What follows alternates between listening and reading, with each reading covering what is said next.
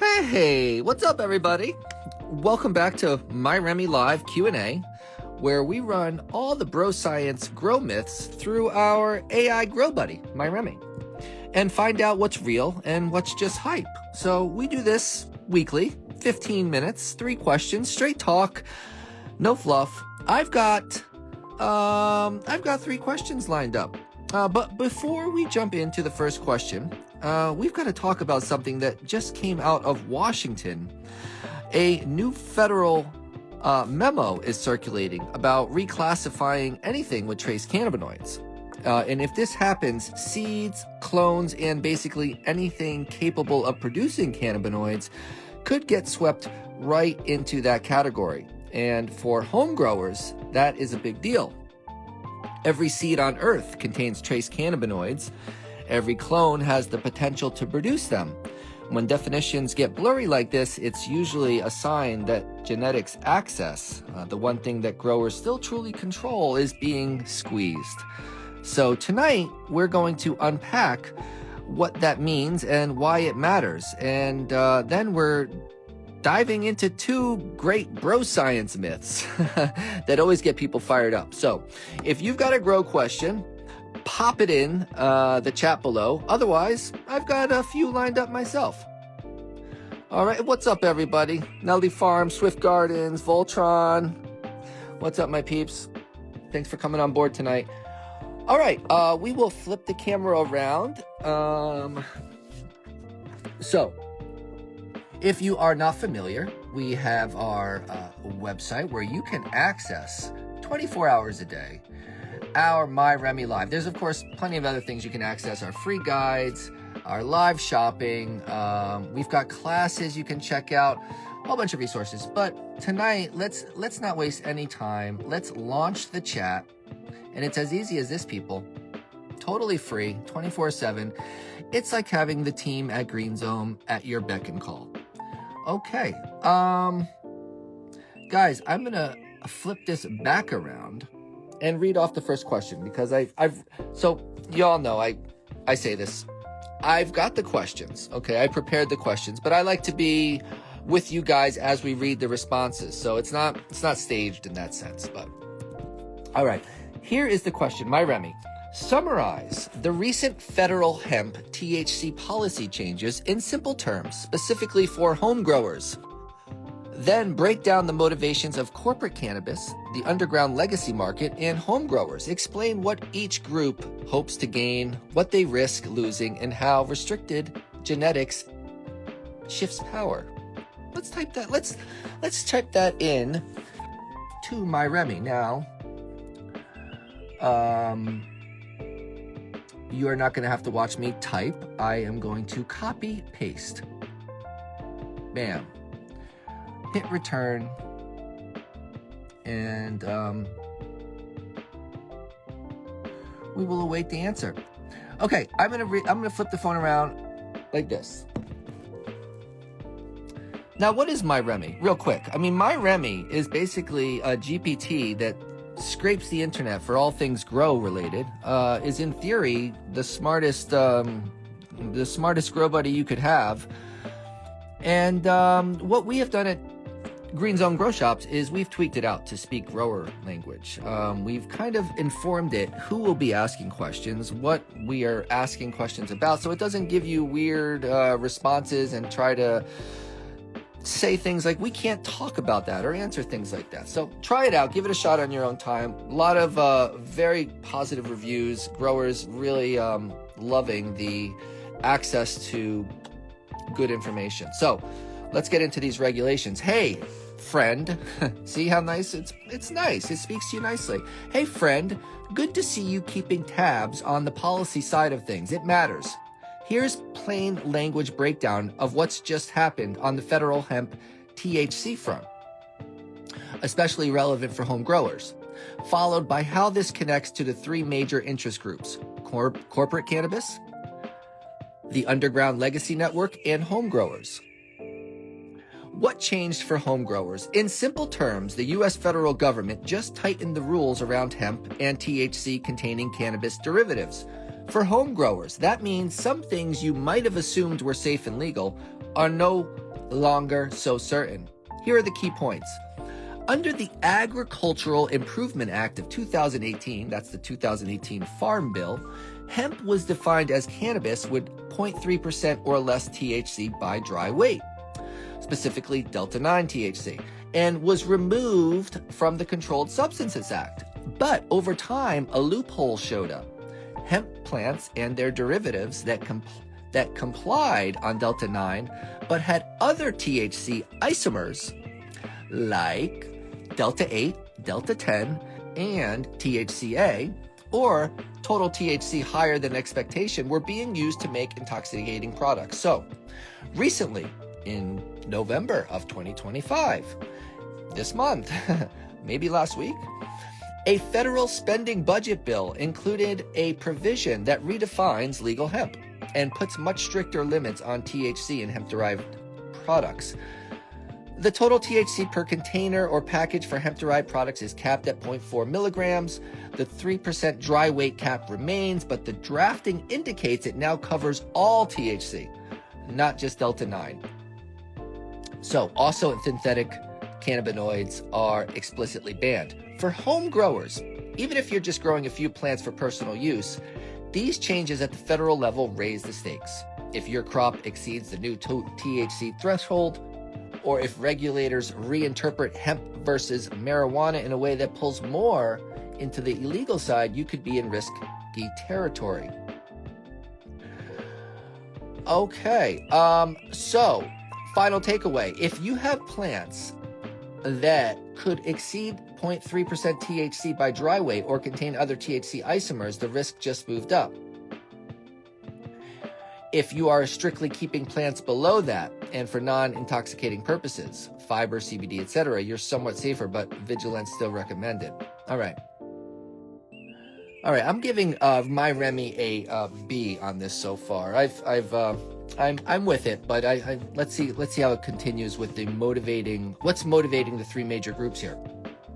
Corporate cannabis, the IP holders, what they hope to gain. They want large-scale legitimate markets for higher THC cannabis products protected with regulatory clarity and fewer gray market competitors. Restricting smaller growers and loosely regulated hemp derivatives helps them lock in market share, protect their IP, that's their strains, their profiles, and make sure the legal market has higher barriers to entry, like cost and licensing and compliance. So they prefer clear federal regulations so they can scale nationally, attract investment, bank funds, advertise, export, etc., all easier when the playing field is clear.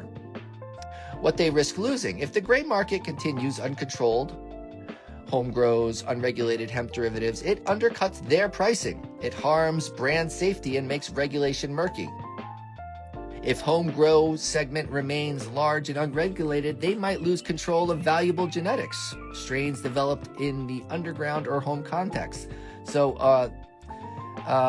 they could see their IP spread without compensation. They also risk regulatory backlash or being unfairly lumped in with unsafe products. All right. So by tightening the legal definition of hemp and restricting access to high THC genetics, larger licensed operators become the gatekeepers of legal cultivation, extraction, and branding. Home growers become a smaller, riskier segment, and their access to genetics, crossbreeds, etc. is limited or forced underground. This centralizes power in licensed producers who can afford compliance, licensing, testing, and banking. The IP holders can push for seed, strain, patents, licensing deals, exclusive contracts, and thus capture more of the value chain. The underground legacy dealer network, what they hope to gain. They operate in the informal black market and hope to maintain or grow their share of consumers who either cannot or won't go through legal channels. So if regulation forces home growers out, consumers may have fewer low-cost home grow options and might turn to the legacy or the underground market. So what else does the underground legacy dealer network hope to gain? They also value genetics, rare strains, personal crosses, bag seed lineages. They may circulate outside of formal channels. that may circulate outside of their formal channels. Keeping those genetics underground strengthens their cultural and traditional base. So, what they risk losing: if the legal market becomes dominant, regulated, and normalized, the underground network loses market share, pricing power, and may face increased enforcement. So, crackdowns on home grow and genetic access reduce the feedstock for underground supply chains. How restricting home grows shifts power toward them. So this is how, okay. On the one hand, if home grow is restricted, supply becomes tighter. Underground networks might step in to fill the void. On the other hand, if stricter federal rules make home grow genetics access very risky, then both home growers and the informal supply chain shrink, and thus the underground network loses its feeder base unless it becomes fully illegal and hidden. Ultimately, the underground network's best position is somewhere in the gray zone. Enough regulation to restrict home growers, to reduce low-cost competition, but not full enforcement that decimates them. All right, MyRemy is doing a decent job here. It's going a little long-winded for me, but here we go. Home growers, what they hope to gain: control over their own cultivation. This is us, guys. We want choice of genetics. We want the freedom to experiment, crossbreed, save seeds, grow plants for personal use or sharing, depending on state law. We want lower cost access to cannabis versus buying from legal market. The cultural value of home cultivation. We want preservation of diverse genetics and personal autonomy in the grow room. Here we go. What we risk losing: legal certainty. Stricter federal rules increases the risk that what you're doing might be reinterpreted as illegal, especially if THC levels creep up or if your genetics come from marijuana plants. Access to genetics we risk losing. As corporate IP holders tighten control and as legal framework recognize IP rights, home growers may find it harder to obtain new strains legally. Home growers risk losing freedom to innovate. If regulation demands licensed seed sources, testing, and etc., the casual grower or smaller scale hobbyist loses flexibility. The ability to save seeds, do crosses, share germplasm without running into legal or contractual risk or IP issues. So yeah, how does restricting home grow genetics shift power away from home growers? The shift consolidates power with licensed producers and the legal market. Home growers become less influential in shaping the gene pool, less able to propagate their own lineages, and less autonomous. All right, guys, listen, there's a little bit more. I'm gonna stop there. I'm gonna kind of give my own thoughts. All right, here's the truth. Home growers are the only people in this entire ecosystem who want genetics open and legal. Everybody else gains power when genetics gets locked down. Corporate cannabis wants control. Control equals profit. They don't want a market flooded by homegrown flower and freely traded genetics because it kills exclusivity. Their biggest fear is empowered home growers who can run elite cuts like Trop Cherry, GMO, etc. at home and outshine dispensary shelves. So the underground legacy market is the opposite side of the same coin. They thrive in chaos and illegality. They don't want home growers producing high quality flower for their friends, and they don't want seeds and clones trading hands freely.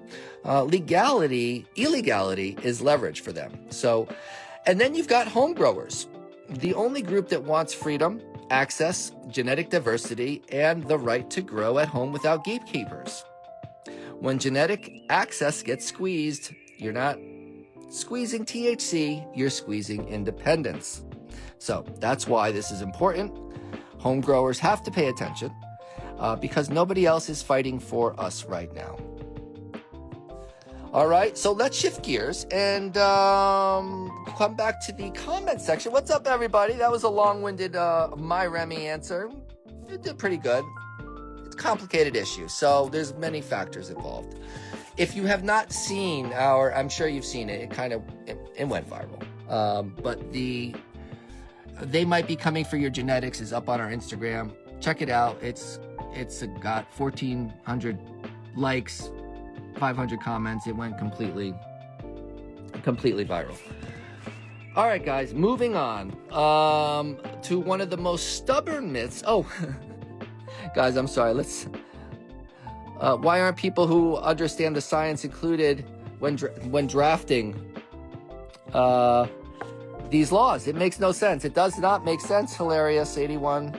Agreed. You know, the home grower is getting the squeeze here. Katie Fowler wants to be on. We'll get you in here, buddy. Thank you for the request. I just like to say there is a year to fight this. There is a year to fight this. And that is why we are not early. We're right on time, aren't we? Because a year happens quickly. And it makes sense. Thank you, hilarious. The legal market could learn so much from legacy. Legacy really are shatter. That's okay. Hilarious 81 saying again, both sides are necessary for a balanced competitive market for the best of consumers. Katie Fowler, I live in a state where we can grow 4 plants, but we cannot sell to the market. And in my state, we don't need a license to grow recreationally. And there is a lot about this subject. Seeds contain trace cannabinoids straight from the plant that they're birthed from. And all seeds have the potential to produce THC. So that is the heart of the concern right now. All right. Thank you, everyone, for that participation. Let's move on to question 2. All right, here's a good one, guys. Ready? What's the truth behind 24 hours of darkness before harvest? Real or bro science? Let's hop that one into MyRemy. All right, MyRemy, what's the truth? What's the truth here? We will copy paste that question right into MyRemy, and this is always fun. I mean, for anyone who hasn't seen MyRemy, you go to our website, you click on the MyRemy, you enter your question. It's like Google, and here comes our answer. I'll read it to you. All right, here's the real deal, says MyRemy.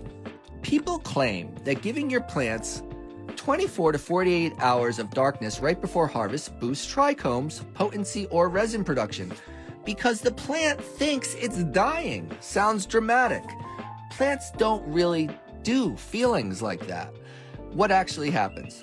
There's no solid scientific evidence showing measurable increases in THC, terpenes, or yield from a last-minute blackout.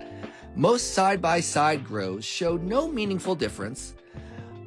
Some even show plants looking a little sad after extended darkness. If anything, the short dark period might slightly make buds feel stickier because they're not transpiring as much, and they might reduce internal moisture a tiny bit, making them a tad easier to dry. But that's about it. What actually matters more than darkness is harvesting at the right trichome ripeness. Okay? Good dry. Oh, what else matters? Good drying and curing processes, right? All right. I happen to have a Grove bag right here. All right. Avoiding light and heat stress in the final weeks. Okay. Balanced feeding and not overwatering at the end. These make way bigger differences than a day without light. Those were all amazing hacks right there. So should you do it? Totally optional. All right, it won't magically level up weak buds, and it won't ruin good buds either. So if you want to try it and feel like a grow wizard, go for it. If not, you're missing nothing. If you want, listen, guys, some of you might be, I'm not sure, actually, I might be speaking out of line here. There's a feature. You might be able to enter pictures directly into MyRemy and get an analysis of your plant. And that is super fun. I've done it. I have a paid $20 a month account with GPT, so I hope you guys can do it too. But in any case, you can always ask these text questions. My take on the darkness. Well, this one's been around forever, right? The idea that the plant pushes out extra resin if you keep it in darkness sounds cool, but biologically, that's just not how it works. That's not how trichomes form. Trichomes are built by genetics, light intensity, and balanced environment over the whole run. The last 24 hours doesn't suddenly create more resin. What growers sometimes notice is that the buds look a little frostier. That's just minor dehydration on the leaf surface, not new trichomes. So if you want real frost, it's about dialing in your grow, not shocking the plant at the finish line. Late flower environment, consistent VPD, and a proper dry and cure. That's what makes a difference. All right. Yes, so we've got some comments here. What's up, Crop Steady, Precious Grows, Sean Boy, David Petrelli. What's up, guys? So yeah, I'm glad you brought this up, Katie Fowler says. I'm sure regarding the political developments in Washington there, because I've often wondered. Oh, you are talking about the darkness, Katie Fowler. Thank you. Yeah, a lot of people have wondered about the darkness, the 24 hours of darkness, right? So now we know. Try it if you want, but generally that extra frostiness that you're seeing is likely dehydration. All right, Crop Steady, what's up, Nate? I have literature from the 80s that talks about driving nails through stalks for increasing potency before harvest. Sounds like another MyRemy question. I know, that is, but we've come a long way from those days. LOL. What's up? All right, Purple Rain, Beautiful Field Bliss. Also, Katie Fowler says, also check the bud trichomes, not the trichomes on the sugar leaves. Always check the bud trichomes to see what stage the trichomes are. Interesting. Excellent point there, Katie Fowler. All right, Purple Rain, what's up? All right, last question, guy. Let's end on a fun one, shall we? Do plants benefit from talking to them or playing music? Right? That's another one. All right. So plop that into MyRemy, our free AI grow buddy. Short answer. Plants don't understand your mixtape or your compliments, but they do respond to vibrations, air movement, and CO2. Here's the breakdown, grow buddy style. Music and talking, what's actually happening?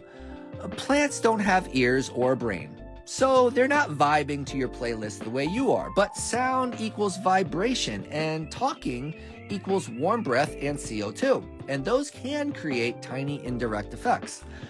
What the research does hint at: certain low-frequency vibrations may slightly influence growth patterns. Your voice adds a puff of CO2, which plants love, but it's basically the impact of a single exhale. Exhale CO2 bags, of course, we have those in the shop. And the music equals moving air if the speakers push air around the room. That small movement can strengthen stems the same way a fan does, but a fan is much better. Real world grower truth. If plants grow better when you talk to them or play music, it's usually because you're spending more time near them, so you catch problems earlier. There's air movement from speakers, you're giving them slightly more CO2 in close proximity, and you're just being a more attentive plant parent. So basically, it's not an art. It's not the art, it's the attention. Should you keep doing it? Absolutely! Your plants don't mind your terrible playlist. Just don't expect magic. A gentle oscillating fan and good light will outperform Beethoven anytime. If you want, show me your setup. I can tell you where attention, not music, will give you the best boost. Send me your pictures.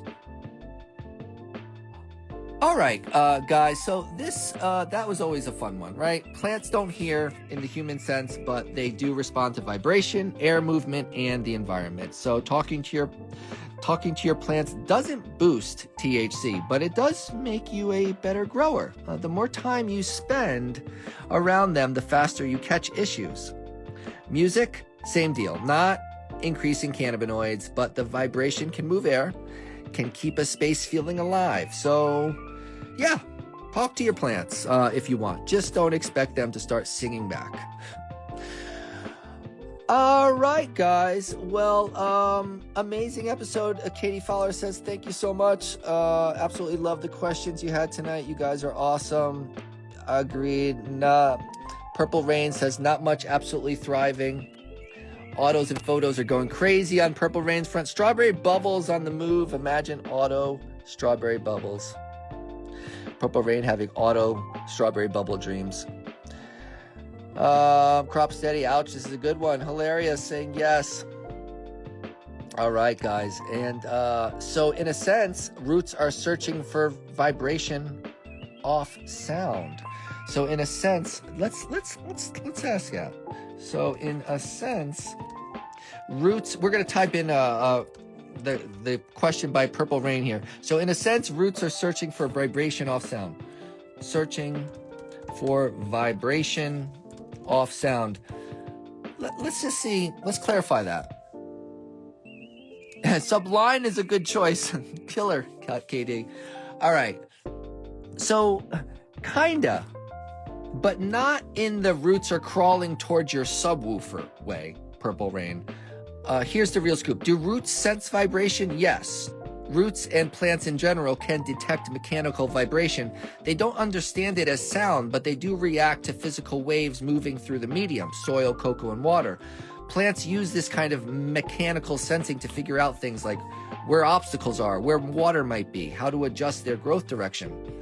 There's even some research showing roots can grow towards the sound frequency of moving water, but that's more about subtle vibration cues, not music. So are they seeking your playlist? No. Most music doesn't produce the right kind of vibration through soil to matter. What can matter is low-frequency mechanical vibration, air movement, physical stimulation on leaves and stems. These can slightly influence how plants grow, but we're talking tiny effects compared to light, water, nutrients, and environment. Real grower translation. Roots aren't hunting for the beat. They're picking up extremely faint physical cues in their environment and adjusting growth directionally, kind of like feeling their way through the soil. All right. Good question. Okay, guys.